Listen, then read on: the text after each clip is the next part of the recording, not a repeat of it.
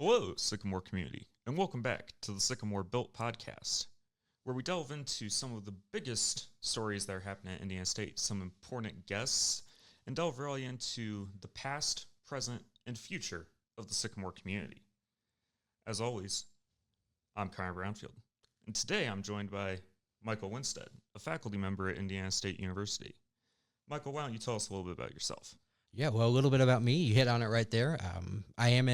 Technically, I'm a lecturer here at Indiana State University, but I like to joke and say that I've been at Indiana State in just about every single capacity that you can be in. I was a student here, grad student here, employee. Now I teach here. So just anything you can do at Indiana State, I think I've done it. So what was your major, sir, when you were a student here? Communication. I got my undergrad in communication. Worked at a local news station for about a year and a half, and decided that I really like spending money, so I came back to school and got my master's in communication as well, and now I teach communication. Fantastic. And you said you were a staff member before you taught. Correct. I was the interim sports video manager back in 2019 to 2020 before COVID shut everything down. And so I was the director, producer of the ESPN broadcast here at Indiana State University for about 9 months. And then, like I said, COVID shut it down. But yeah, so that was when I was, just fresh out of grad school. I did that, and then started my own multimedia business in the time, right after that. And then I've been teaching at Indiana State. This is my 4th year teaching. Very nice. Fun fact for our viewers out there, during my first semester at Indiana State University, I was one of Mr. Winstead's students in his Com 101 class. And Connor, I just want to say, I'm so proud of you. This person that you are, student of course, but person, you're just, every single time I see you or anybody sees you, it's always, hello, hope you're having a good day today. That makes me feel so good. I'm so proud of you. Well, thank you very much, sir. And Mr. Winstead, I've never heard a bad review about your class. I've always heard great things about you, great things about what you teach, lots of positive feedback about you wearing a ghost costume to class last year. Well, I like to get everybody as involved as I possibly can. Sometimes you got to look like a buffoon, and I'm not opposed to doing that, whether that be a ghost costume, whether that be a Batman suit, whether that be bringing my lightsaber and WWE championship belts to class. But everything in my class does have a point. So I don't just look like an idiot to look like an idiot. Sometimes I do. But everything that I do or we do in class does have a point. And I think students respond really well to that, because especially if you're paying for a class, right? You want to have a point. So that's just kind of how I try to frame every single thing that we do in class. Absolutely.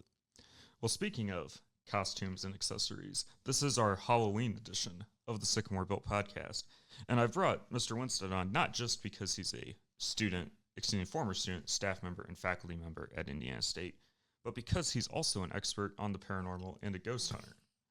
Mr. Winstead, what got you interested in the paranormal? Well, first and foremost, I want to say thank you, but let's use the term expert loosely.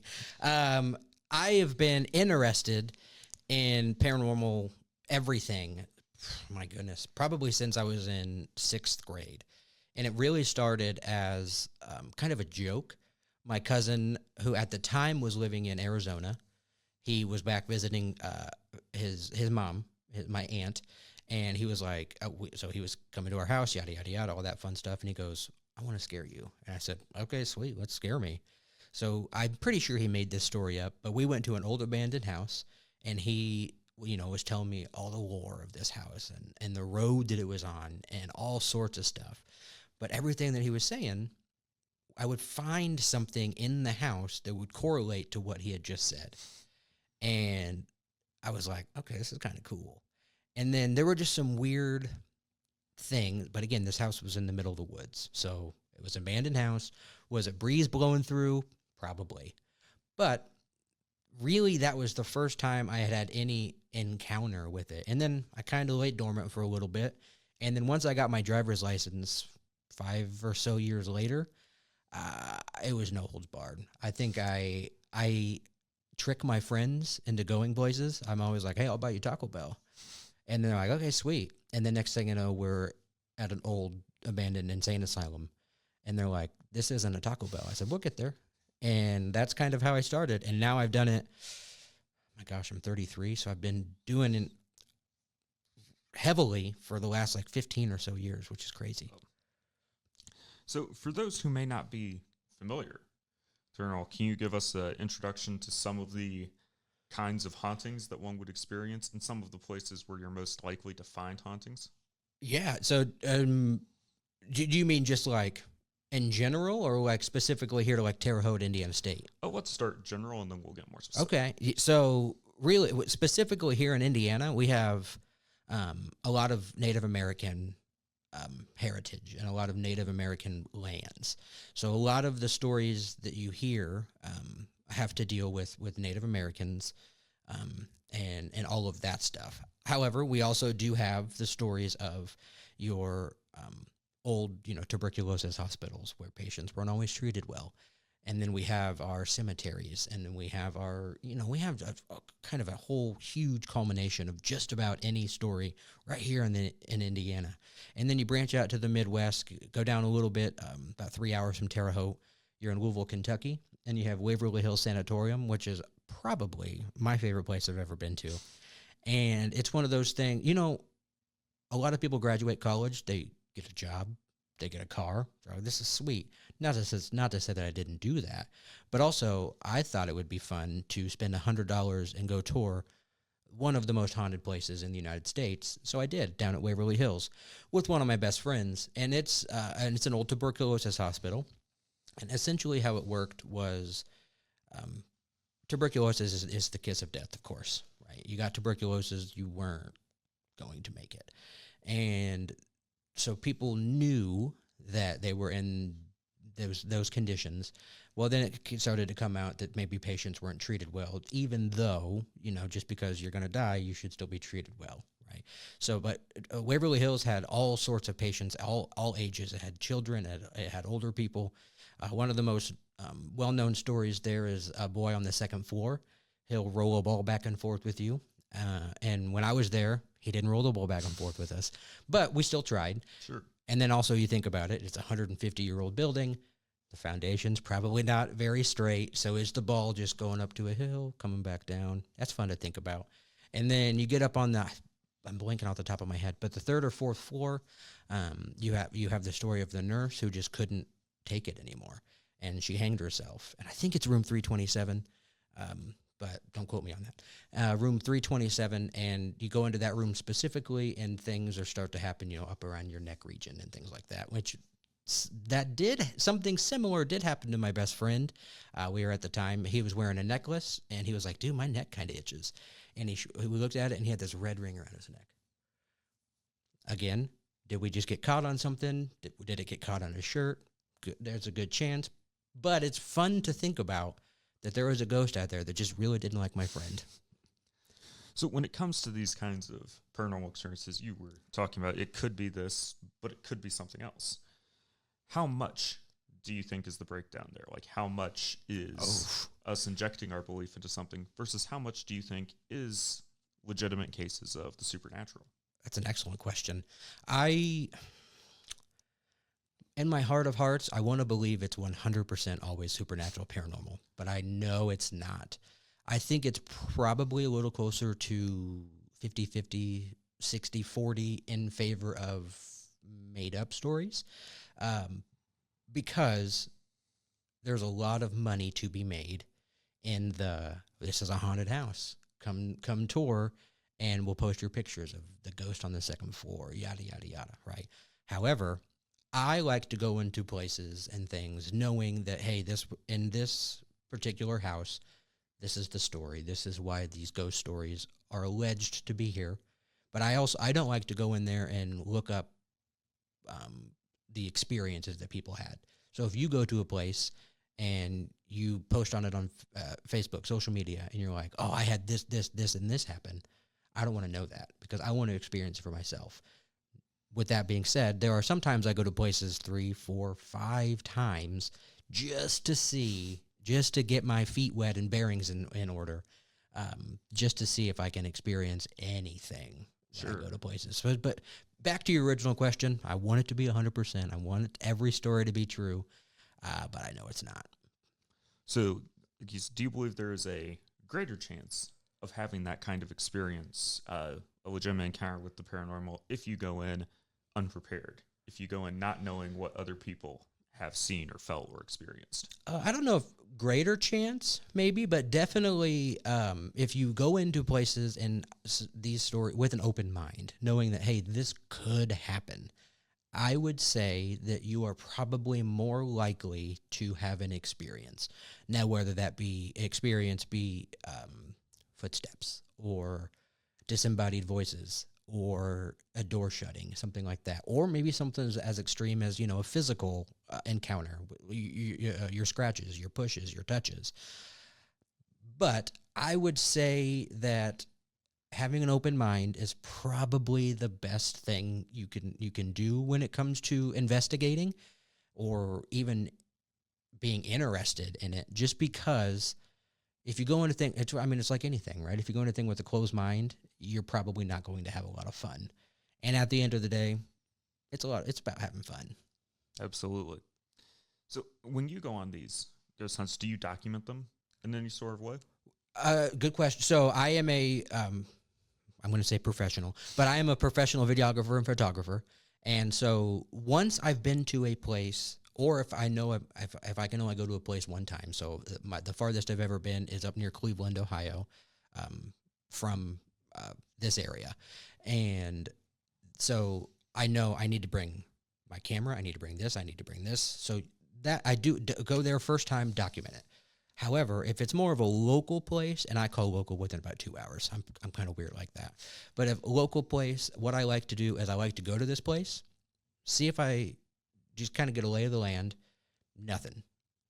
Walk around, get my feet wet, yada, yada, yada. Then I go back, kind of take a deep breath, and then I like to go back to this place with my camera, with my microphones, with all of my equipment, and then I do a little bit more of the investigating part of it. Sure. So, since this is our Halloween installment, I wanted to ask you a few questions about haunted experiences and legends in both the Indiana State campus and the Terre Haute community. Yeah, absolutely. I know you did a similar tour for folks at Sycamore Video a Yeah. couple nights ago, and I've got a list from that tour. If for our viewers at home, if you'd mind giving us a summary of some of these. No, not at all. I love talking about this stuff. So the first one I have is the legend of Barfing Barb. It's an unfortunate name, Indeed. but it's also an incredibly unfortunate story. Barfing Barb is a story of a student here in the 70s, and long story short, she was out on a night with her friends, and, well, she got a little bit too indulged in these events, and her friends essentially left her to be, right? They put her to bed, and then they kind of left her to do her own thing. Well, fast forward a little bit, now we're, 2, 3 o'clock in the morning. Well, Barb had to go to the bathroom and throw up. So that's what she did. Well, she ended up choking on her own vomit and dying.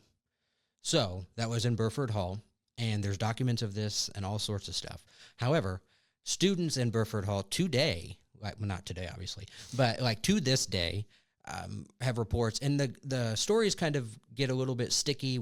Some stories say 4th floor, some stories say 6th floor. I'll be honest with you, I didn't know there were 6 floors in Burford Hall. But some stories say, so I usually, if I give a tour, I just say the upper floors. But anyway, so they have stories of students hearing disembodied voices, the act of throwing up. And then you have students say that, hey, I didn't put that on this side of my room, so things have been moved in rooms. You have your footsteps. Some students have even said that they've had things thrown at them, all in Burford Hall. So Burford Hall, I've only been in the lobby. Even when I was a student here, I'd never been in Burford Hall, so I cannot attest to any of these stories. But it's one of those things where one student says it, you're like, okay, all right.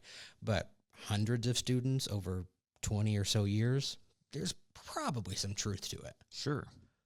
And I hear that that's not the only story associated with Burford Hall. Yeah, Burford Hall. So it's named after Charlotte Burford, who was the dean of women students here at Indiana State when it was the Indiana State Normal College. So this is going back a while. Yeah. But anyway, she was the dean of students for nearly 5 decades. I think the exact number was 46 or maybe 47 years. But some students say that she's still around. So there is a portrait of Charlotte Burford in Burford Hall, and sometimes students say they just get a little bit eerie of a feeling when when they're in the hallways, especially when they're alone, and especially if you're a female student, because she was the dean of female students. Sure. So this story is more of the female student saying that, hey, those eyes in Charlotte Burford's portrait don't quite, something's off about them. And so Burford Hall has got a couple of stories, and it's one of my favorite stops on the campus tour. Absolutely. Now, moving on from Burford Hall to the towers, I heard about the Cromwell Hall haunting. Could you walk us through that? Yeah, so Cromwell Hall, there's really only one story with Cromwell Hall, and it deals specifically with room 1212. The story goes that a student just couldn't quite handle their studies, and unfortunately they would take their own life in room 12 on campus, right? Now I haven't found any truth to that story. However, over the years that story does seem to always be a common denominator, right? And then another common denominator with this story is before the towers were renovated, the towers were just renovated 4 or 5 years ago, I believe. But if you were on the 41, so I believe that is the west side of the towers, on the 12th floor, you would see a glowing cross underneath the 12th floor window. And that story is reported by, obviously, students, but just passersby as well. So that one, if it's a random passerby, it's a little easier or harder to come up and be like, okay, they know a little bit of something. Right. However, the story of the glowing cross, since the building has been renovated, has been dormant.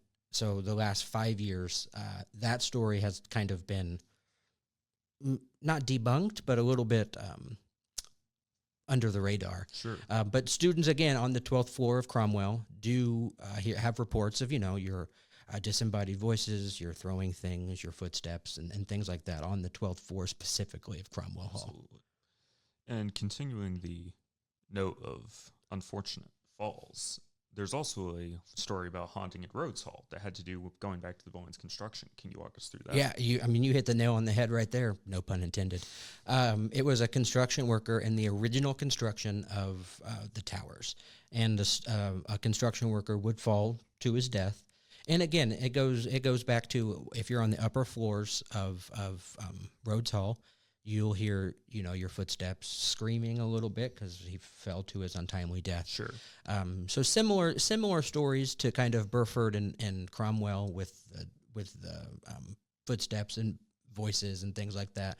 Although this is the one that, a lot of students say, oh, I heard some screaming in the hallway.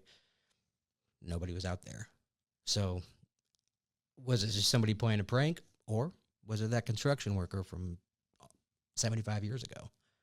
It's hard to think about. Absolutely. But of course, we know that residence halls aren't the only places on campus that have these hauntings associated with them. During the tour, you took students to Dreiser Hall, the building where we're recording right now, and told them about a story going on here. Could you walk us through that? Yeah, so Dreiser Hall is probably the most well-known, aside from Barfing Barb, haunted place on campus. The story is a student here at Indiana State. She was a theater major. Her name is said to be Karen. There's no real documentation on that, but over the years, people say that her name is Karen. Well, long story short, the student died in a car wreck just before she was graduating. And, well, when instead of crossing over, she just came back to Dreiser and wanted to live in the theater. So this one is a lot more kind of theater based, like lower level of Dreiser based. However, that does not mean that I have not been on second, third floor of Dreiser Hall and had doors randomly lock, lights turn on. I was teaching one time and the computer just turned off. And I was like, what? And then it turned back on, and then it turned off. And I said, I think that's Karen wanting us to leave. Was it? Probably not. But it's fun to think about, right? Could have probably just faulty technology. But anyway, going back to the story. Yeah, so Karen was a theater major at Indiana State, specifically in like light design. So a lot of these stories focus on the lighting groups in the theater department. And, sometimes during production, you'll have a backlight turn on or turn off. And then a lot of students in the lighting booth report feeling cold, just chills kind of down their spine. Or they're like, oh, I forgot I had a lighting cue. And for some reason, they'll look down and they'll see something move. So Karen just wants to make sure that the lighting cues in the theater plays, all sorts of things go off without a hitch. She might be a little hands-on sometimes, but she just wants it to be perfect. Can't fault her for that, right? Not at all. So you mentioned that the glowing cross has kind of gone more under the radar since the renovations to the towers. Had the renovations at Dreiser Hall a couple years ago impacted the experiences that people have had with Karen at all? So that's a great question. Personally, I have still, like I said, I started teaching in Dreiser Hall after the renovations. So those stories, again, was it faulty technology? Probably. But some say, I am some, that Karen's still around. She might not be as happy with the renovations. Now, I have not been in the theater department or in the theater here on campus as much as I was when I was a student or anything like that. So I can't really attest to maybe the students in the theater department side of things. But I personally think Karen is still very much involved here in Dreiser Hall. Of course. Now, like you said, Karen just wanted things to be right with the lighting cues. So we know that not all instances of the paranormal have negative intent. I understand on the tour you also showed students the normal hall plaque, something that's said to have quote-unquote contagious magic. Can you explain to us that concept of contagious magic and also the significance of the normal hall plaque? Yeah, so that contagious magic is more of the, if you see something, I'm going to say bad, but that's not the word I mean. If you see something that's maybe not supposed to be there or out of the ordinary, if you go up there, the plaque specifically had a typo in it or had a misspelling in it. And this plaque has since been fixed, but stories go back to when Normal Hall, before it was renovated, this plaque had a typo or misspelling in the word "its." So if you would go up and touch where it said "its," it was supposed to be "it is," but it was not "it" apostrophe s. It was just "its." And so if you went up there and you touched the error, then you were said to have good luck on maybe an upcoming exam or an upcoming something important in your life. So that is kind of the idea of that contagious magic. As far as just, there's an error, it's bad, it's going to be good for you, though. That's kind of where that idea comes from. Sure. I also like to, I joke when I do give these tours, and I say that this is not really the campus tour that the Welcome Week leaders are going to give you. They're going to give you okay, here's Dreiser Hall. This is where a lot of your communication theater majors are. Here's Stalker Hall. This is your history majors, yada, yada, yada. Here's the HMSU. Here's where you're going to eat. However, there's a little bit darker of a story to campus, and that's the tour that I think is the most fun. Absolutely. And then we also mentioned that there's some legends connected to the Terre Haute community. Could you walk us through just like a general overview of some of the hauntings that someone might experience as a member of Terre Haute's population? Yeah, so Terre Haute, when it's all said and done, it's a relatively big city. So there's stories really north, south, east, and west here in Vigo County. But the first one I like to talk about is just outside of Terre Haute. It's actually just inside of Clay County, in the big old town of Staunton. I think it's probably the size of this room we're editing in, or we're recording in. But that's your 100-step cemetery. That's the one that really put that area on the map. The 100-step cemetery is if you walk up, you count 100 steps. At the very top of the steps, you're supposed to see the groundskeeper, and he's supposed to tell you how you die. Right? Well, if you go down and you don't count 100 steps, story is you die that way within about a week. However, this one's come with a little caveat. You have to do it at midnight. Again, however, the state of Indiana, I don't condone trespassing. The state of Indiana, it is illegal to go in a cemetery from dusk, right? Dusk to dawn? Yeah, dusk to dawn. So basically, if the sun's not up, you can't go in a cemetery. Now, that obviously doesn't stop, teenagers and where these stories come from. But that's kind of the story of 100 Step Cemetery in a nutshell. Now, bringing us back to Terre Haute, really, if you've ever been driving on Wabash Avenue or Highway 40, you've probably seen Highland Lawn Cemetery. The Highland Lawn Cemetery is a cemetery of 1875, I think is what it dates back to. And it has stories of all sorts of stuff. The Sheets Mausoleum is one of those that a lot of people come to know. And the Sheets Mausoleum quickly there's a phone in there. And the story goes that Mrs. Sheets just couldn't quite get over her husband's death. So she put a phone in there, and she wanted it to have a line. Where'd that line go to? Nowhere. It's a cemetery. Like, there's not phone lines. But anyway, but she was like, I still want to talk to him. So then fast forward a couple of years, Mrs. Sheets would die, as people do. This is where the story comes in. Both phones were off the hook, and nobody had access to that mausoleum. Again, kind of crazy. And then people would walk by this mausoleum and say, oh, we heard the phone ringing. No, you didn't, because there's no line. So I swear. And then there were actually like audio. So like there's hardcore evidence to this one. And then you have your John Heinell, which is probably the most notorious legend here in Terre Haute. John Heinell was a florist, and where the story takes its turn is Stiffy Green. Everybody knows Stiffy Green, especially if you're from this area. You go to J. Ford's right here off campus. It's on 7th and Walnut. You see a Stiffy Green mural, right? You go downtown, you see a mural of Stiffy Green in one of the bars on its back wall, right? So Stiffy Green, people travel to see this dog with his glowing green eyes, right? And the story is, well, as people do, when John would die, Stiffy couldn't quite get over his death, so he would go to John's mausoleum and sleep on his steps every night. Well, just like John, Stiffy would eventually die, and the Heinell family got the idea to stuff Stiffy Green and put him in the mausoleum. Fast forward a couple of years, brings us to the 70s, 80s.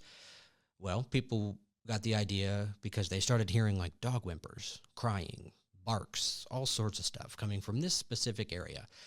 People got the idea to shine a flashlight in there to see, and they see this glowing green eyes. So this went on for a couple of years, and then somebody took it upon themselves to try to end Stiffy's life once and for all, and Stiffy Green got shot in the face with a shotgun. Since then, Stiffy has lived in the Vigo County Historical Society Museum. He actually has his own floor and his own mausoleum up there, and wow. You can go in there today and see a real-life Stiffy Green.